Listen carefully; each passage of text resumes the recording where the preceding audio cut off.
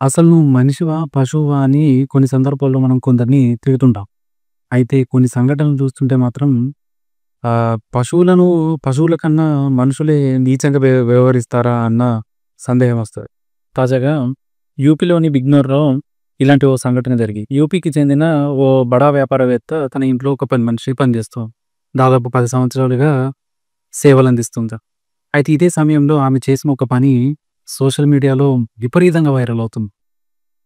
అసలు ఇంట్లో పని మనుషులను పెట్టుకోవాలంటేనే భయపడే పరిస్థితి వచ్చేలా ఉంది. అసలేం జరిగిందంటే, ఈ మధ్య కాలంలో ఆ పని మనిషి వ్యవహార శైలి మీద ఇంట్లో వాళ్ళకు కాస్త తేడా అనిపించింది. దీంతో కిచెన్‌లో ఒక సీసీ కెమెరాని ఏర్పాటు చేశారు. అప్పుడు బయటపడింది ఆ పని మనిషి అసలు స్వరూపం.